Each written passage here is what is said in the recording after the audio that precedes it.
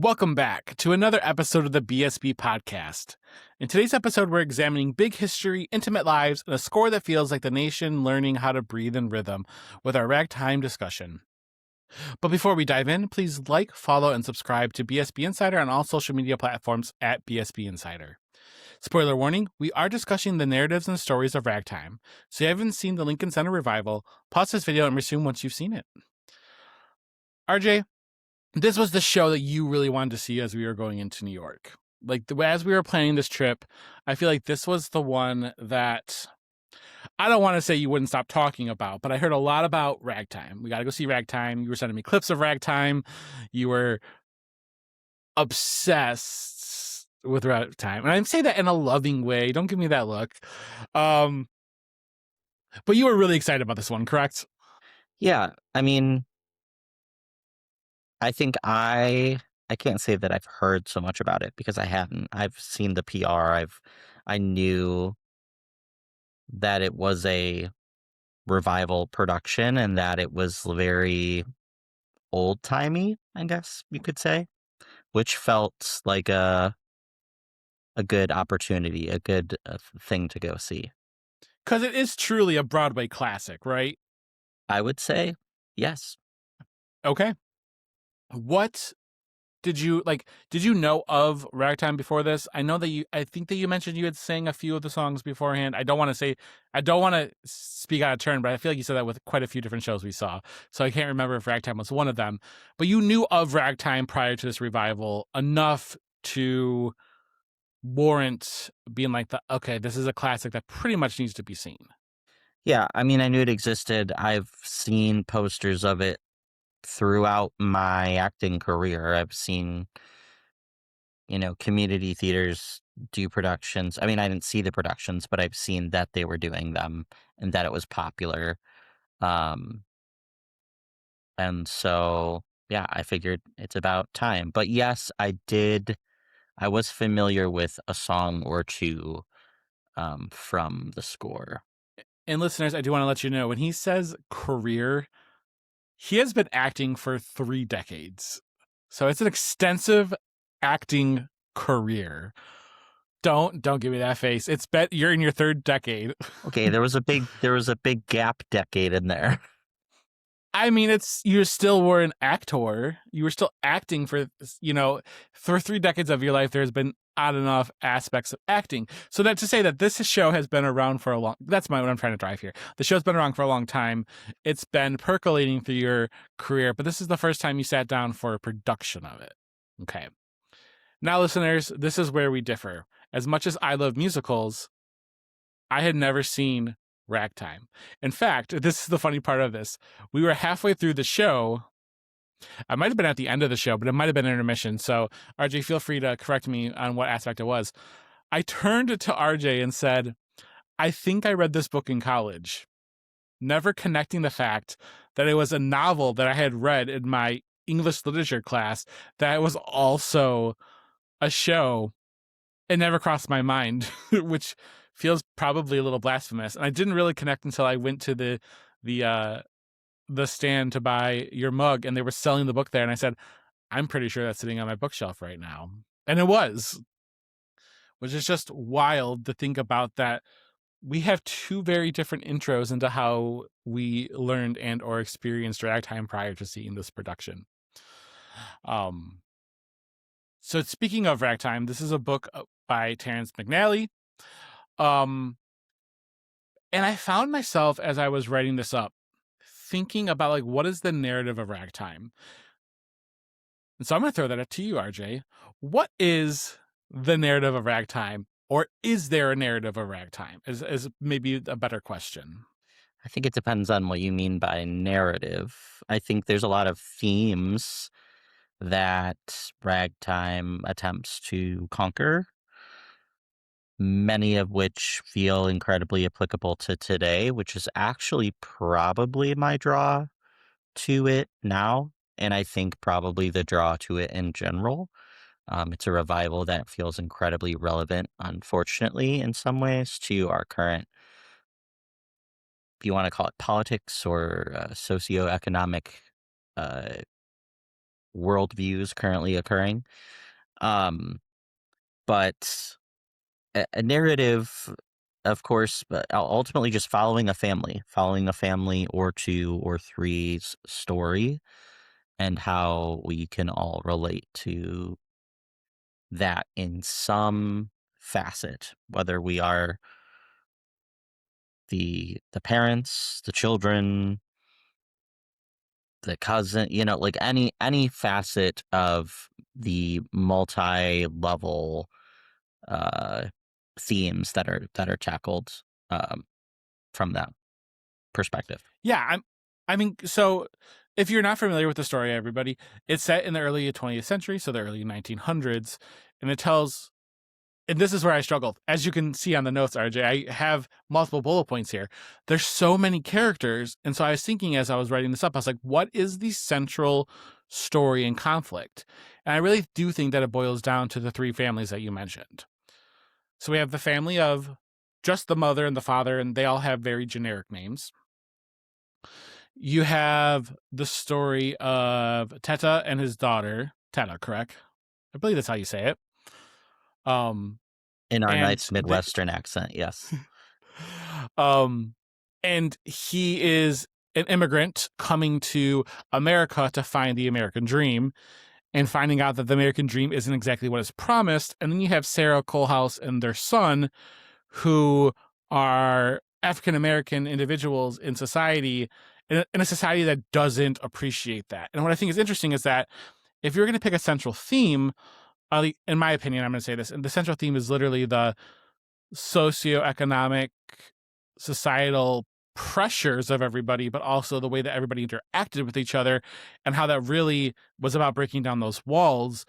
But there is so many layers of themes here that's really hard to determine, like, which one's the most important. They're all kind of prevalent, and how do they factor into the story? And there are other characters, there's other people, they're kind of swirling around each other, but it's really these three central families and the conflicts that bring them together or tear them apart. Yeah, I would agree. The intersectionality of all three and what that meant at that time specifically, and then obviously that kind of existential crisis for us as an audience. What does it mean for us today? So, of the families, I do want to talk about, I think I'm going to start with mother and father, okay? They don't have names. They're mother, father, mother's younger brother, grandfather. We kind of talked about this after the show, but I think it was a really good point in that. Why do you think that these characters don't have names? I mean, the representation, people can identify again as any of these titles rather than a specific name. And I think it makes us kind of reconsider or maybe identify more vastly with said character because it's so general. Like you can be a mother and be 5, 6, 7 other things, right? You can be a father, same thing. But also, I would argue, considering they are the only ones without names, I almost feel like there's a little bit of satire happening now that I think about it, because we're talking about people who were elite. They had the money, they had the riches, they had historical wealth and influence, and yet their names are insignificant. So it kind of Yeah. feels like we're flipping a coin on its head, because then we have people who were considered below status, but they have names and we get more backstory on them than we get almost no backstory on mother and father. But maybe that is kind of in its own sense proof that that level, that elitism, like you didn't have to be anyone or do anything to get there as long as your family already provided that for you. I couldn't have said it better myself. Like, that's exactly what I was thinking too. I think that if you would have, on the flip side, let's say you would have given Sarah, who Sarah is, Sarah and Colehouse, they are the African American couple in the story. Like, let's say you had just given Sarah mother. We live in a society again today at that point where like people you already judged by the color of your skin or by the fact that you were a woman and stuff like that, or for a plethora of reasons that like you already didn't have the power. You already were a name didn't hold as much in that moment. And so in this story, they're actually giving the power to the immigrants and the socioeconomic individuals who didn't have any power. And also, I think it's an easier way psychologically to enter into the story of you're entering to the story of mother and father, and you're supposed to learn why they're like why society's bad from their point of view, if that makes sense. And like I get it, like we're following them, but like we're watching mother actively change her viewpoint throughout the show. We're actively seeing her revolt against what does it mean to be a white woman in society. What does it mean to be dutiful? What does it mean to judge somebody? And so I think that there were so many different layers on there, and I thought it was such an intriguing way of doing the story that I think this was the easiest way to also get people to think. I think that's my ultimate point. It's like this was ultimately the way to get people to think about the story more than any other way. Well, and it kind of creates a focus that you wouldn't. I don't think we would have focused nearly as much if we weren't almost distracted by the fact that they were called mother and father, right? Because we would have just been like, oh, yeah, so and so. And she would have, I don't know, maybe she would have felt even more important with a name. Um, but yeah, it's an interesting dynamic. Although I do wonder historically, and I didn't get to look it up previously, if that really was, maybe listeners, you can tell us, is are we completely overanalyzing, and is that just the way people referred to them? Like Maybe. like a stat, like that is a status symbol. Like you are a mother. So we're not calling you by your name. We're not calling you by your married name or your maiden name. We're calling you mother because that's what you are. Father because that's what you are. Not who you are, but what you are, versus Sarah is who she is. And from that dynamic. But, we could dig deep, but we only got so much time, folks. I'm gonna dig one step deeper, and then I promise I'm gonna let it go.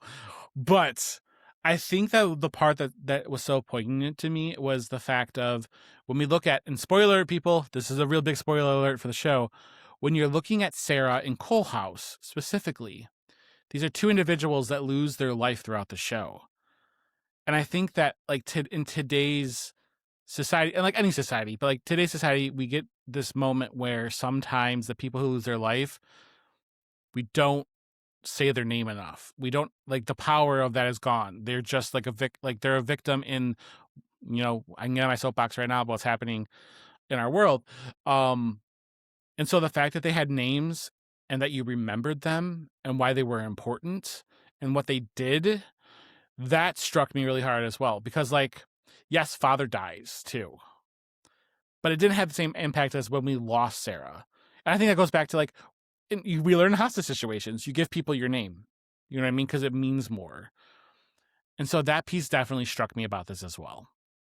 And I'll say I may have done a quick Google search, and we are kind of on the right track in regards to representing an archetype of the evolving American woman. Rather than having a specific name, it's just symbolizing a shift from a submissive traditional housewife, which is kind of that vibe that you get when he, opening scene calls her mother. That's some of the first lines that you hear, um, comparatively to as we shift throughout the show, and she becomes, I would say, just more human, more, Sure. um, from a political standpoint, yes, you could say more liberal, more progressive, whatever. Um, but the humanity takes a big step forward. Sure. And when we're looking at these three families specifically, because we talked about two families here, and I don't want to miss the third one. What's interesting about the story of Ragtime as well is that it kind of shows you like achieving the American dream. And we have this in a few side characters that will reflect this, but we have Harry Houdini, who was the greatest magician of his time. We have Booker T. Washington, which is a real person. We have Henry Ford, all these people that were like revolutionary people in their fields. And so what's interesting about the story is we have Sarah and Coalhouse, which I would say is the dark side of the American dream, And then we have Mother, who shows a darker side of like suburban American dream of like what happens when your relationship falls apart. Like and then you have Teta, who literally is the American dream achieved. Like throughout the story, he's an immigrant. He's literally living for scraps on the streets to feed his daughter, and he ends up becoming a filmmaker. And what I think is interesting too is, and I don't know if I'm remembering this incorrectly, so if somebody has seen it, please let us know more recently. But I think in the epilogue, when he ends up with Mother, again, spoiler alert, they refer to him as Mother's husband, which I thought was an interesting part too, of like what happens when you just become a title and you're losing that identity because you've achieved the dream, which again, another spiraling thing. But how did you like that kind of comparative, like the dark side and the bright side of the American dream and achieving that? I mean, again, historically, I think it's a very important one, and one that we like to try to forget as white Native Americans, which literally, let me just say, there's no such thing. Because there were Native Americans here before us. So we're going to clear the air there. All that to say, the importance of what makes America and quote unquote the American dream is the fact that people wanted to come here to pursue something that they couldn't find elsewhere. And so it's obviously, it's still happening today, right?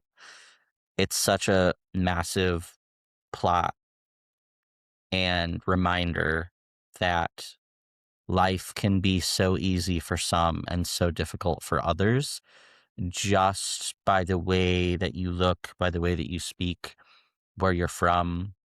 Not that it should be that way, because it shouldn't, but just something historically, again, that America tries to pride itself on, being open to this, but then making more hoops for people who don't maybe fit what America thinks they should be exactly. For sure. For sure. I think it's definitely one of those shows that the story itself is not only necessary, but it's also really reflective of like the journey we're still on. But, and I'm not comparing this to any other show, I think it's interesting is because I feel like it's like a similar message to what Suffs was last year, without the burning fire that I thought it was going to have. I don't know if that makes sense. Yes. I mean, and I think we talked about this a little bit. There's not a very obvious call to action with this show, because it is, I would say it's more of a historical mirror. Like, we're looking back on a not pleasant time of our history, reflective of the current time of our history. Sure. And how ultimately, and obviously this is up for interpretation for every person that comes to see the show, because I'm sure not every person that comes is relatively liberal or progressive. So I can only imagine how this show makes them feel, but just like so blatantly obvious that we're still making the same mistakes that we were back then, just with, newer technology and on a different scale and on a different level, but treating Sure. people differently because we think we can. I do wonder if part of that fire or like the poignancy of the show was lost with the length of the show and the amount of characters in the show. Listeners, I'm gonna be honest with you. This is a 3-hour show. We sat up in the loge, and the seats weren't very comfortable. Um, this show either needed to be trimmed a little bit or it needed an extra intermission to give it a full 3-hour of the show. Do you think that the fact that it was so long, and again, we have so many side characters. We have Evelyn, we have Harry Houdini, we have Emma Goldman, who I feel like out of all of the side characters, hers was actually the most important, and I would have liked more time with her, because she's kind of the narrator that connects Teta's story to the rest of everybody else's story, as well as what's going on with the persecution and immigration of Jewish individuals. Um, do you think that's where some of the fire got lost? Is just like how long and how much supplementary material is going on in the show? Yeah, I think they were trying to still make it a little bit for that time. They were trying to still make it feel good. And so we'd have these darker moments and then we'd have ragtime, right? We'd have ragtime music, we'd have dancing. Um, really, they were just trying to capture so much of America's pastimes too, right? We have the song about baseball, just truly doesn't add a ton to the plot. It really doesn't. It's not actionable aside from the fact that baseball is considered America's sport. Um, so Yeah, much of it could be. I mean, Lord knows there were a ton of ballads and just a lot. Oh, just a lot. Um, it does make me wonder if like stories like this, granted, I know integrity to the story and you're honoring the novel that came before it, but like I think the story could still be intact while keeping the story of mother, father, Ted and his daughter, and Sarah the main piece here. Because all their stories, in fact, I'll even argue Ted and his daughter's story doesn't even really matter until the end when like he comes back as a director. Like there isn't like a huge connective piece. It almost felt like there was multiple shows running at the same time. And again, this is not me shitting on this at all, anybody, and I'm sorry if it feels like that. It's just like my knees were angry. But I enjoyed the show for what it was, but I was just like, would I have felt more called to action if it was a little bit shorter and it focused a little more, I think, on the Sarah and the Cole House storyline of the show? well, yeah, because you're tackling, like you said, you're tackling three ultimately separate storylines that happen to intersect, and it's hard to. So many pieces are tugging at your heartstrings. You almost don't know which way to go. Not that there is a right way or a wrong way, but much like anything that's kind of darker, we can only take so much, right? Or like you can only handle so much. And so after some time, negative scene after negative scene, which really there aren't too many positive things happening in the show overall. So you feel very weighted down, um, all in a beautiful way, Sure. but just still almost exhausted by, and maybe that's just it. Like you are emotionally tired. Um, I would say even, I mean, by the end of Act One, and then you have another hour and a half. So But by the time they find the baby in the the flower bed, which is literally like 20 minutes into the show, you're already mentally like it just goes on from there. It never stops. And it's very, very heavy. And that's kind of like what we talked about Operation Mincemeat. Not that like this is a story I think that you could take sugar and add it to it, but like Suffs was also heavy, but not in a way that you felt laden down. yeah, You know what I well, and mean? I would say obviously we're not that women's right to vote was smaller, but it is a very specific thing Sure. rather than because arguably not only are we tackling immigration, tackling racism, also tackling uh, women's rights. I mean, they're just a household item at this point. Um, and then the social classes, even regarding money amongst the different levels of white individuals and where they're coming from, and that random splattering also of, I am blanking on the character's name right now, but Which one? the Evelyn? yes, I knew it. like how that also plays into it, in regards to like a woman in a less than desirable profession at that time and how she was viewed like that. Even though that's not a part of the, three main plots we're getting, it is a subplot, just like Harry Houdini and Henry Ford and, um, what was it, J.P. Booker T. Morgan? Washington.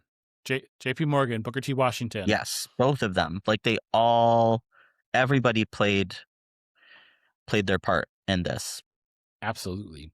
So, of all the parts, because there's a lot of them, and guys, I'm just going to preface this by saying we can absolutely not talk about every single actor in the show. There's so many incredible actors. I think this is one of those things where it didn't feel just like a Broadway show. It felt like a powerhouse example of like a mega show. Like it almost felt like a little bit like a Hollywood Bowl. You know what I mean? Where like the people in the show are the top of their game. Some names you probably know more than others, but they are super, super good. So we're going to talk about a few that we really like. But I can't talk about anybody else as I talk about Sarah. Nichelle Lewis gave some of the best vocals, and actually I take that back. She did give some of the best vocals.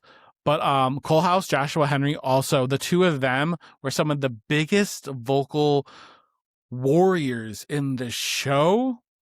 And that's what gave Sarah and Colehouse some of the most prevalent weight to the show, at least in my opinion. Those were two of the names that just blew me away.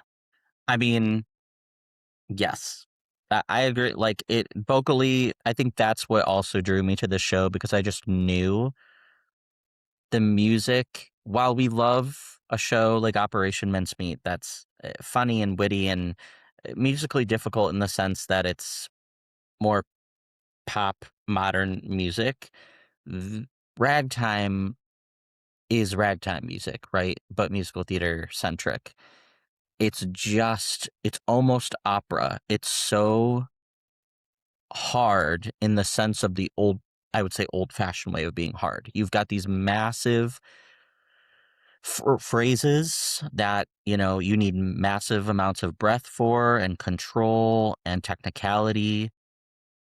And it is next level. It's like a Super Bowl of musical theater with these kinds of old school shows.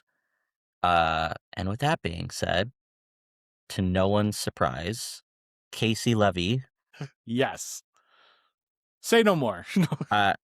mother, just In both the sense of the role and the fact. yeah, she's serving mother all the way around. And she's got obviously an incredible resume. For those of you who may have recently seen Next to Normal, she starred in that, as well as being one of the OG Elsas from the Frozen musical. So, and the list goes on, right? Those are just a few of her most recent ones. But insane. I mean, the power. I wish I could hold notes even a quarter as long as her. But same thing, honestly, with Joshua Henry.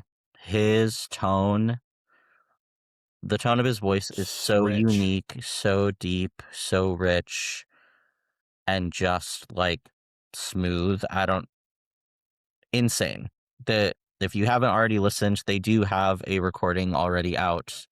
So you should definitely listen to the album because we always love to support theater that way. But Correct.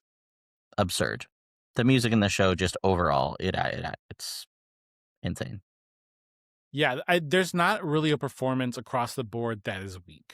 Like, even think I was a little shocked when the guy from Arrow, so Colin Donnell, like, even I knew him from a superhero show, and he was also really good.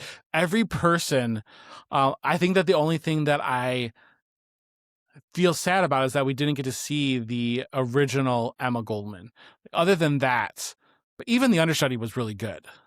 Everybody was just so talented. Yeah. Like if I could just chill in a room with all these people, that'd be fine. I'd be good with that. Which makes me think as well with the structure of the story, and we can talk about it more when we go to the music as well. But this is one of those shows, and we saw another one like it that we'll talk about in a different episode. But this is more of a concert, it felt like, than a typical play, which would make sense as to why they're picking such strong vocal talents, because there's not a lot of set design, there's not a lot of story. This is a show that is a lot of singing, and they didn't do a lot going around. Like, there wasn't a lot of props. There wasn't a lot of, again, there was not much going on. We were in a dark theater staring at these people singing. It was more of like an operatic show, not a musical. And maybe I'm splitting hairs there. Yeah, I think again, in regards to the time in which it was written and created, that's what people came for, right? Like you could just come stand on a stage, and yes, there was set pieces that come on and off. They were, the same 3 pieces or whatever. But you really came because if you close your eyes, you're still, due to the vocals, you're still getting such a clear picture and so much color from the music that's filling the air, which I'm actually very curious how big that orchestra is, because it's got to be relatively sizable, because I feel like most old shows are. Oh, I'm sure that had to be pretty close to a full orchestra. If I had to guess, the sound of it was huge. And we could kind of see from our angle a little bit down to the pit, and there was quite a few people in that room. 28 pieces. So yeah, that's pretty sizable. I don't know. What is, like, would you say is a typical sized orchestra for a musical? There isn't one, because Okay. you have shows, as we'll later chat about, in shows like Chess, where you have like 8 people, right? Because it's really a band, and even Operation too couldn't have been maybe more than a dozen. So these big band, big orchestra, you expect that from something like this. You expect that from something like maybe My Fair Lady or Funny Girl or Music Man. That's when that full sound is what you're getting. That big sound. Absolutely. I mean, it makes sense. But with that, we are running out of time. So stay tuned for part 2 of our Ragtime discussion. Thank you so much for joining us here today. And until next curtain call.